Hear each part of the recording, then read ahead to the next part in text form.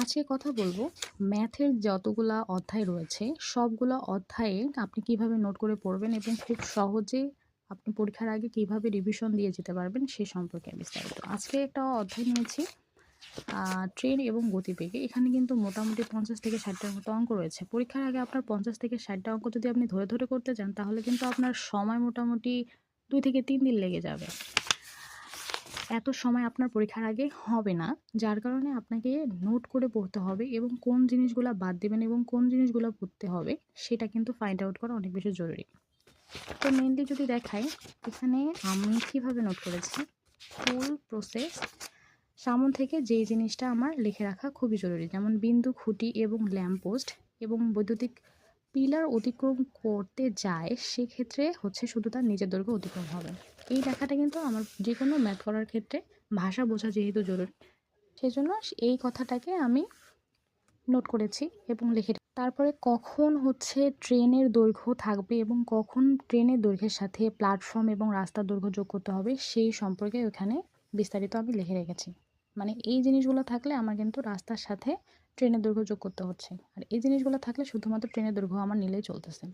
এরকম বেসিক জিনিসগুলো আপনারা লিখে রাখবেন। এরপরে এখান থেকে আপনার এই যে টার্মগুলো আপনি একবার করে রিডিং করে নেবেন এবং দাগিয়ে রাখবেন, যাতে পরবর্তীতে পড়ার সময় আপনার সময় নষ্ট না হয়। আর এখান থেকে একটা পদ্ধতির একটা যে কোনো অঙ্ক করে নেবেন। এটা আমার কাছে কঠিন মনে হয়েছে, যার কারণে আমি এটাকে নোট ডাউন করেছি।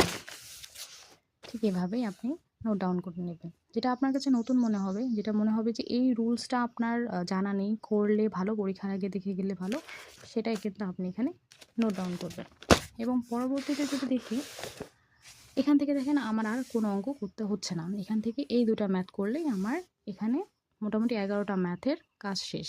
মানে 11টা ম্যাথের মধ্যে আমার 2টা ম্যাথ করলেই কাজ শেষ হয়ে যাচ্ছে। এবং পরবর্তীতে 2 নম্বর পদ্ধতিতে এই লেখাটা আমার জরুরি, এই লেখাটাও আমি নোট করব। এবং পরবর্তীতে শর্টকাটে আপনি কিভাবে মানে যত এমসিকিউ আছে খুব কম সময়ে যাতে করতে পারেন, এই জিনিসগুলো আপনি কিন্তু মুখস্থ করে নিতে পারেন। আমি সেজন্য এভাবে লিখে রেখেছি। এবং পরবর্তীতে এই অঙ্কটা আমার কাছে একটু নতুন হয়েছে এবং ডিফারেন্ট মনে হয়েছে, যার কারণে এই অঙ্কটাও কিন্তু আমি নোট করেছি।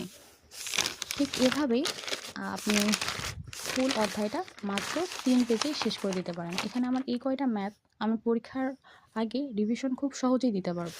তো এই এতগুলা ম্যাথ করার থেকে 10টা ম্যাথ করা অবশ্যই হচ্ছে ইজি।